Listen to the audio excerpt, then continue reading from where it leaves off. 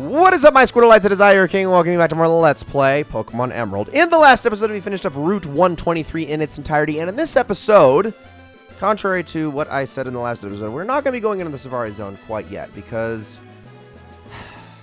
me being the dummy that I am, I'm just dumb, okay? I forgot that you need to get a certain item in the next town over, so we will not be able to explain the Safari Zone just yet. But in due time, ladies and gentlemen, in due time. Instead, we are going to be making our way to that next town, that next city, as a matter of fact, which is one of the biggest locations in the entire game. And, finally reaching it and actually having a look around. I mean, after we take care of every single one of the teams. Also, I like how he wasted one of his 2 turns to heal himself when he was already full. That was genius. Okay, so we do have a Slay King here. Alright, that missed. That's not good. Now, the only thing I'm worried about in this fight is I want to say Spinda might have Skill Swap. Oh, shoot, I shouldn't have used Iron Tail on Spinda. I think we're fine, actually. I think we might be fine. Let's see. Okay, so that's good. And then, yeah, use Iron Tail. Okay, we're good. Yeah, the thing is that there are certain trainers. I think there only might be one other later on, but there are certain trainers that will pair a Slay King against a Pokemon that can learn Skill Swap, and basically can Skill Swap that its ability where it loafs around every other turn away from it, so it can attack every turn. And at that point, yes, Slay King is as strong as like a legendary Pokemon. It's absolutely overpowered. So, yeah, that can be a bit of a problem. Luckily, that wasn't the case in this one. We did actually get the Skill Swap TM. Like, I think it was it the last episode, or was it? No, it was the episode before that. And very simple. All it basically does is have it switches your abilities between the Pokemon that uses the move and the one it's using it on. You can use it against enemy Pokemon, but you can also use it on your own Pokemon. So there's no new Pokemon that can be caught on this route that I haven't already gone over, so we're not going to worry about that. We're just going to pop a Super Repel and not run into any Shuppet, I hope, and battle all of the trainers here in this really weird, like, fenced-off garden area. What is this place? What is going on with it?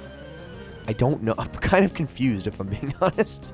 It's very strange. Well, anyways, we got two Pokemon breeders. Okay, so they'll each have a bunch of little underpowered Pokemon. That's fine.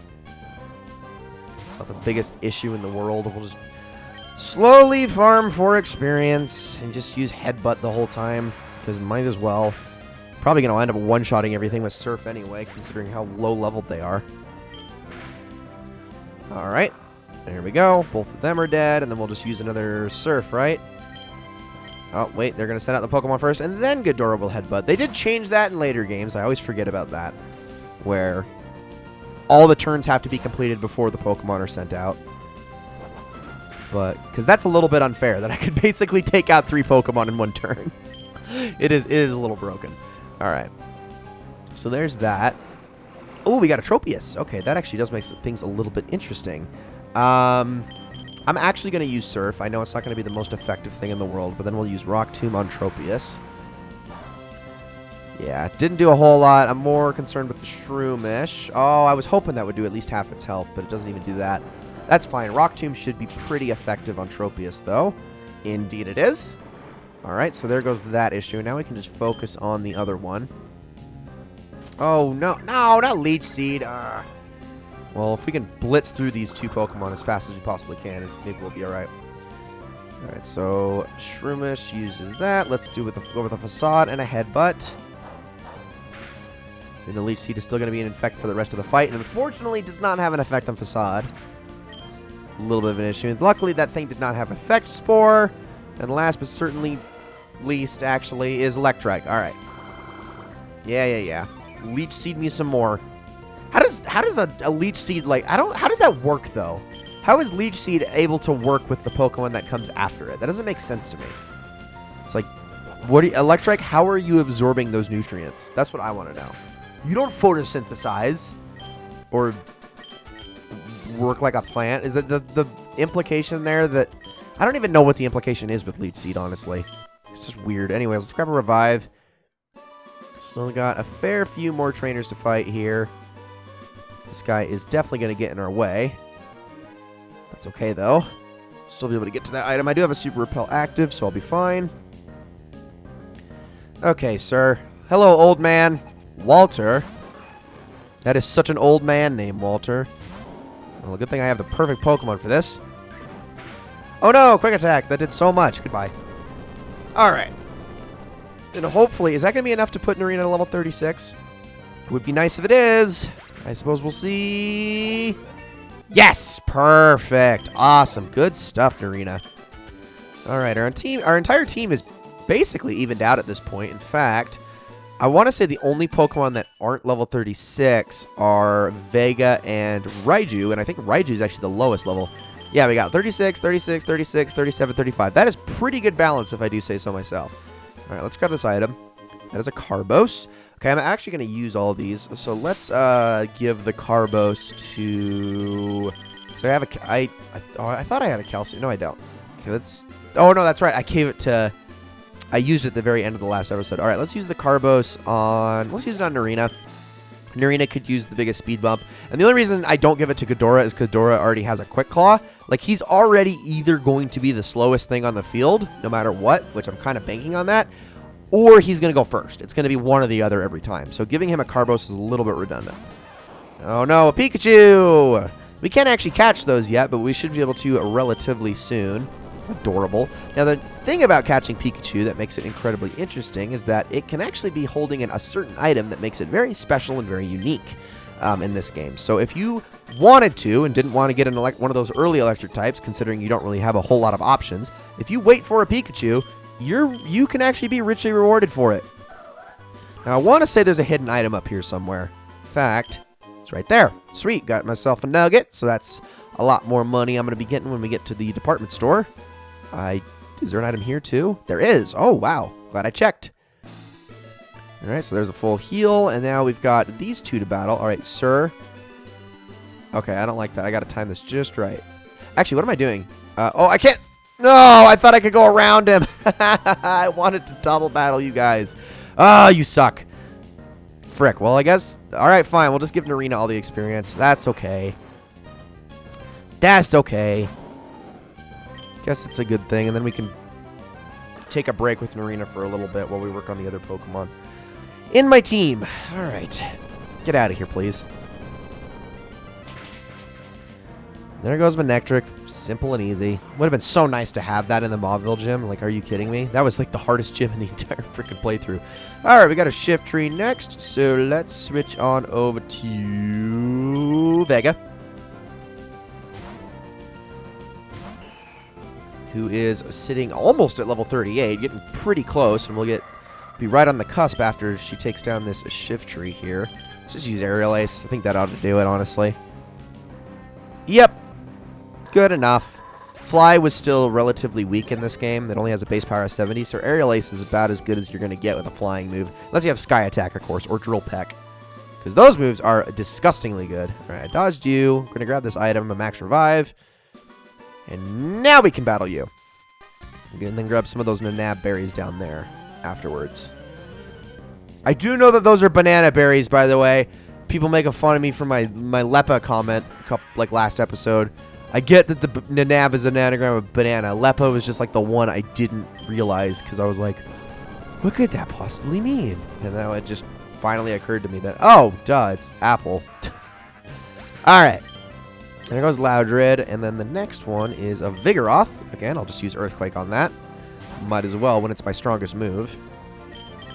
Having any move that has a base power of 100 at this point in the game is really freaking nice.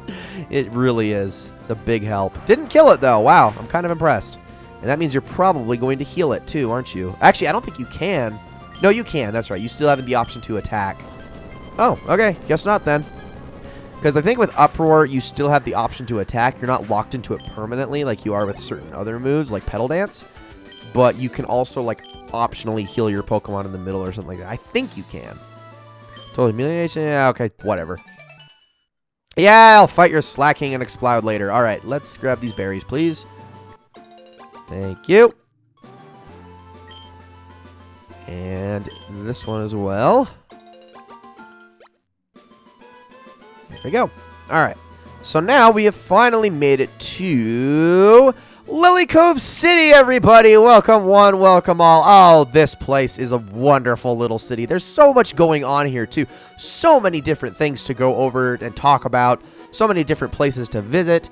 And we'll do a little bit of that in this episode. And by that, I mean the only thing that we're really going to do is talk to you. Oh, hey, Levi, are you shopping too? I bought a whole bunch of dolls and posters. Of course, I've also caught a lot of Pokemon, and I'm raising them properly too. Actually, I'm more worried if you're raising Pokemon properly, Levi. I'll battle with you so you can show me your Pokemon. All right, let's do this thing. Let's go, May. This is going to be the last thing we do in this episode. In the next episode, we will explore Lilycove in its entirety, as there is a lot to talk about. Okay, starting right off the bat with a Tropius, and I have the wrong Pokemon out for that. Let's immediately switch on over to Vega. Didn't think that was going to be the first thing you sent out, but whatever. And now, this is actually kind of a monumental occasion, and you'll understand once the fight is over.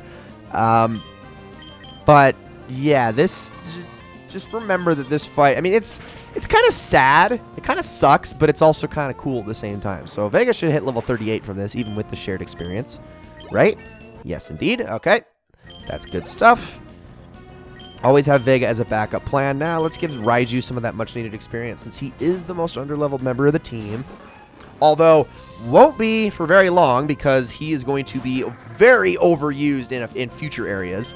Just remember that this game has a lot of water Pokemon. Like, so many. And having an electric type for that, and a grass type, is just... like, what more can you ask for, really? It's the nicest thing ever. It really is. That's why I'm not really the biggest on getting fire types in this game. Like, I get it. There are a lot of grass types as well. Like, a lot of grass type trainers. But personally, I just prefer to use flying Pokemon against those as opposed to fire types. So that's just why I don't typically go for Torchic. But anyway, I digress. Especially in Emerald, where it's even more disadvantageous to use a fire type as opposed to Ruby and Sapphire, where using a fire type is actually kind of a no-brainer. Let's just use Surf on you. That should take care of the problem. Right? Yes! Awesome. One-shot Kabuskin. Arena's going to get some good experience out of that. There we go. And all you have is one more Pokemon, May. What is it? It's Ludicolo! All right. Back to... actually, let's use Pandora for this. I know. It's not going to be super effective, but I'm still going to use it.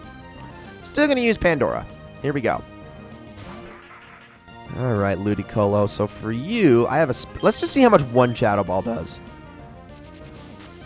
No Swords Dance required. All right, not bad. Not bad at all. You're going to use Absorb, which means I probably won't be able to get away with taking you out with another Shadow Ball. So I'm going to use a Slash here. Maybe I can get a crit. Let's see. Indeed, I did. Awesome. That was what I was banking on. Sweet. And there we go. Pandora gets a bunch of experience, and that is it. We have defeated May.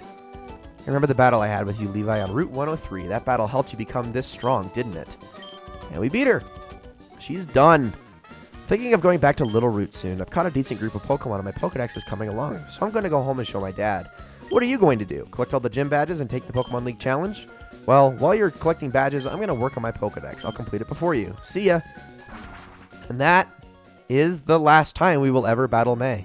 Yeah, that's it. She doesn't become the champion. Spoiler alert. She doesn't go on to meet us later on at, like, Victory Road or anything. No, that's it. That's the last one. I know it's a little bit underwhelming, especially because going into how prominent the rivals were in Generation 1 with Blue and then in Generation 2 with Silver. Those rivals were such a focal point of those two games that I can understand people's disappointment for May. But I feel like this game does well in so many other areas that having the rival kind of be an afterthought is a little refreshing. And actually, she's not really your rival, is she? She's just kind of a friend. And that's okay. I never really saw May or Brendan, if you're playing as a female, as the rival. I've always just kind of saw them as just somebody who accompanies you throughout your journey. Kind of more similar to someone like Barry from Diamond and Pearl and Platinum, as opposed to, again, like a rival. Sort of similar to that, but also not near as prominent or as a part of your adventure as future characters would end up being. With all that said, ladies and gentlemen, thank you all so very much for watching this episode of Let's Play Pokemon Emerald. I hope you all enjoyed it very much. In the next episode, we will be doing a lot of exploring around Lilycove. So many things to talk about and do, and it's probably going to take the entire episode just to explain everything, so please bear with me. But again, thank you all so very much for watching, and I will see you all then.